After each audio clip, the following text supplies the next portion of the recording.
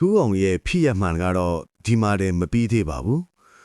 သူကိုယ်တိုင်လည်းမယုံကြည်ခဲ့လို့လားတော့မသိဘူးဒါပေမဲ့သူ့ဘဝမှာကြောက်စရာကောင်းတဲ့အဖြစ်အပျက်တွေနဲ့ပဲထပ်တလဲလဲကြုံတွေ့နေခဲ့ရတယ်နေမျိုးလီမှာ10တန်းအောင်ပြီးတဲ့နောက်တက္ကသိုလ်တက်ဖို့အတွက်ရန်ကုန်ကိုထွက်လာခဲ့ရတယ်ထူးအောင်ကပုံရိုက်တာဗီဒီယိုရိုက်တာတွေကိုတိတ်သဘောကျတဲ့သူဆိုတော့တယောက်တည်းရန်ကုန်ကိုကားစီးလာရင်လမ်းတစ်လျှောက်ရှုခင်းတွေကိုကင်မရာတစ်လုံးနဲ့မှတ်တမ်းတင်လာခဲ့တာပေါ့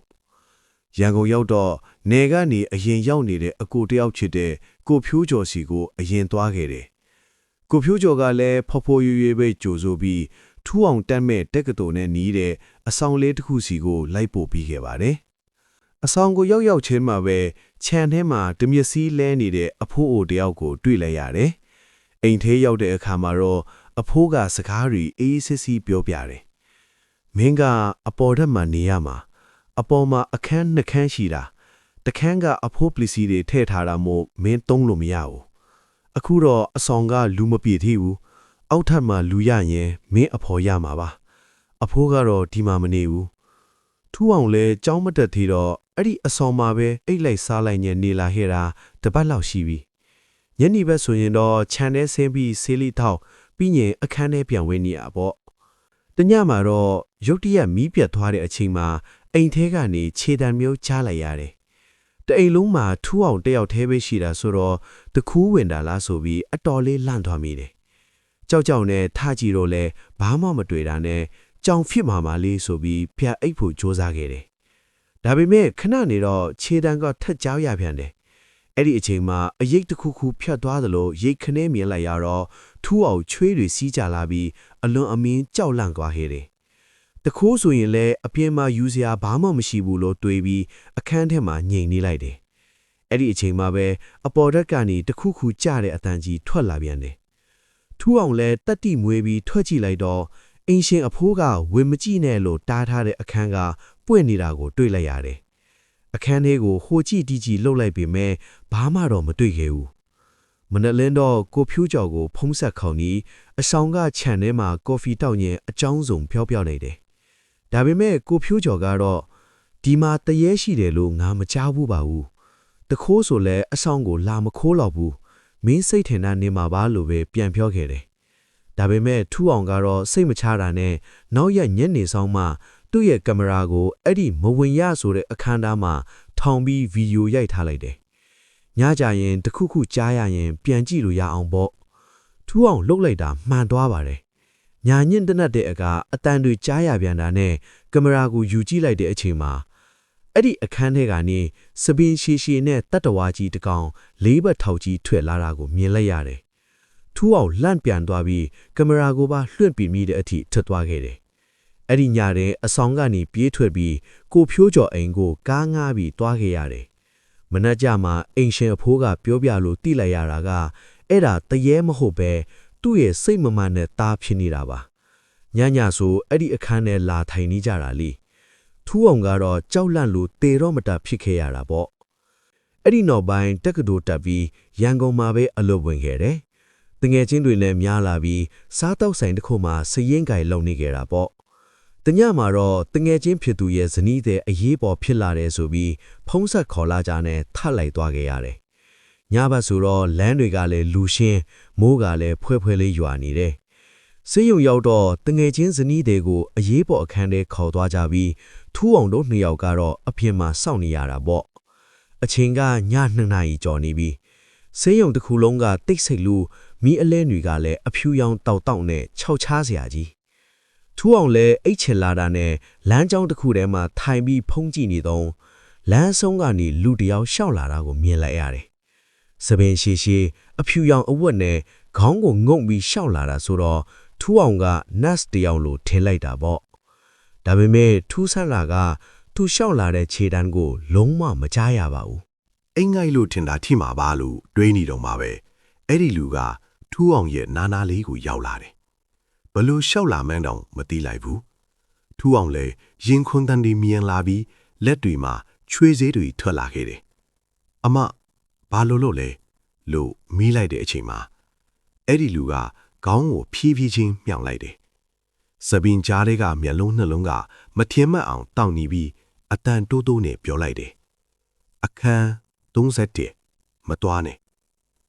အဲ့ဒီစကားပြောပြီးတာနဲ့သူမကထူးအောင်ရှေ့ကနေဖျက်လျှော်သွားတယ်ထူးအောင်လည်းမတိစိတ်နဲ့နောက်ကနေလိုက်ကြည့်မိတဲ့အခါလမ်းကြောင်းအစုံးမှတင်သူမကပျောက်ကွယ်သွားပါတော့တယ်လူတယောက်ရှောက်သွားလို့မဖြစ်နိုင်တဲ့နေရာမှာပျောက်ကွယ်သွားတာပါမနက်လင်းတော့ဆေးရုံအလုပ်သမားတယောက်ကိုပြောပြလိုက်တဲ့အခါသူကတိုးတိုးလေးပြန်ပြောပြတယ်မင်းမြင်ခဲ့တာအဖြူဝစ်မိမှလားအခန်း31မှာမနစ်ကမိန်းမတယောက်တေးသွားခဲ့တယ်သူတေးကာနီးအထိလူတိုင်းကိုမတွားနဲ့လို့လိုက်ပြောနေခဲ့တာညဘက်ဆိုတခါတလေလူတွေမြင်တတ်ကြတယ်အဲ့ဒီစကားကိုကြားပြီးထူးအောင်ရဲ့သွေးတွေတောင်အေးသွားတယ်လို့ခံစားလိုက်ရတယ်ဘာဖြစ်လို့လဲဆိုတော့တငယ်ချင်းရဲ့မိန်းမကိုပို့ထားတဲ့အခန်းနံပါတ်က31ဖြစ်နေလို့ပါထူးအောင်ကကိုတိုက်ဆိုင်တာပါလို့ဖြေသိနေပြီးမြဲရင်ထဲမှာတော့မကောင်းတဲ့ခံစားချက်ကြီးရှိနေလေအဲ့ဒီအချိန်မှာပဲတငယ်ချင်းကထွက်လာပြီးဟေ့သူ့ကိုအခန်းထဲပြောင်းလိုက်ပြီးအခန်း31ထဲပဲလို့ပြောလိုက်တယ်ထူးအောင်လဲသူကြုံခဲ့တာတွေကိုတငယ်ချင်းကိုအကုန်ပြောပြလိုက်ပြီးမြဲတငယ်ချင်းကတော့ရဲပြီးမင်းအိတ်မပြောလို့ထင်တာပါကွာလို့ပဲပြောခဲ့တယ်ဒါပေမဲ့ခဏအကြာမှာတော့ဝုန်းဆိုတဲ့အတန်ကြီးနဲ့အတူအခန်း31ရဲ့တကားကြီးပိတ်သွားပါတော့တယ်မီးတွေကလည်းလင်းလိုက်ပြက်လိုက်ဖြစ်နေတဲ့ကြားမှာအခန်းထဲကိုဝင်ကြည့်လိုက်တော့တငယ်ချင်းဇနီးတွေကအိယာဝပေါ်မှာထိုင်နေတယ်ဒါပေမဲ့သူမကနေရန်ဘက်ကိုလှည့်ပြီးတယောက်တည်းစကားတွေပြောနေတာပါမသွားဘူးဒီမှာပဲနေမယ်သူမကခေါင်းကိုဖြည်းဖြည်းချင်းလှည့်လာတဲ့အခါမျက်လုံးတွေကအဖြူထွက်နေသလိုဖြစ်နေပြီးသူမအတန်မဟုတ်တဲ့အေးဆက်ဆက်အတန်ကြီးနဲ့ပြောလိုက်တယ်။ "तू မလာသင့်ဘူး။ဒီအခန်းမှာနေရမလောက်ဘူး။အဲ့ဒီအတန်ကထူးအောင်လမ်းမှာတွေ့ခဲ့တဲ့အဖြူဝစ်မိန်းမရဲ့အတန်နဲ့တပုံစံတည်းပါပဲ။အဲ့ဒီအချိန်ပါပဲနေရန်တောက်မှာစပင်ရှိရှိနဲ့အဖြူဝစ်မိန်းမကြီးရက်နေတာကိုတွေ့လိုက်ရတယ်။သူမက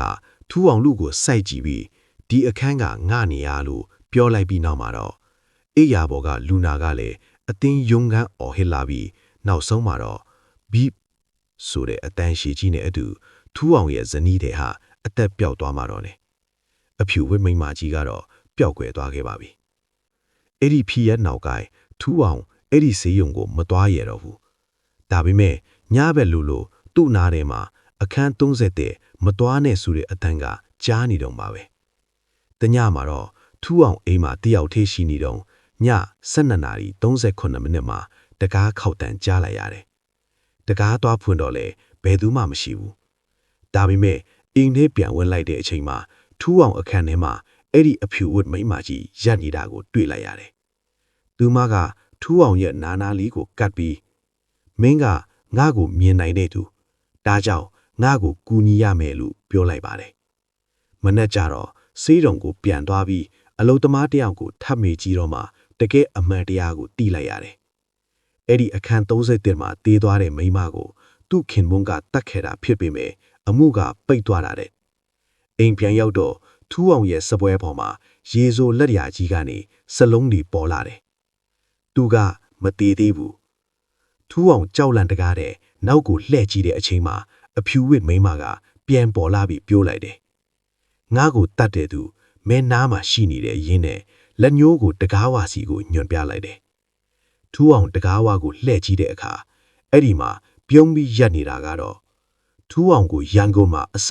အရာရာကူညီပေးခဲ့တဲ့အဆောင်ကိုလိုက်ပို့ခဲ့တဲ့ကိုဖြိုးကျော်ဖြစ်နေပါတော့တယ်ကိုဖြိုးကျော်ကနှင်းလေးလေးပြုံးပြီးပြောလိုက်တဲ့အချိန်မှာတော့ထူးအောင်တစ်ခုကိုကောင်းကောင်းကြီးတီးသွားပါတော့တယ်တခါတလေတော့ကြောက်စရာကောင်းဆုံးအရာကတရေမဟုတ်ပဲကျွန်ုပ်တို့ဘေးနားမှာရှိနေတဲ့လူလေးပဲဖြစ်နိုင်ပါတယ်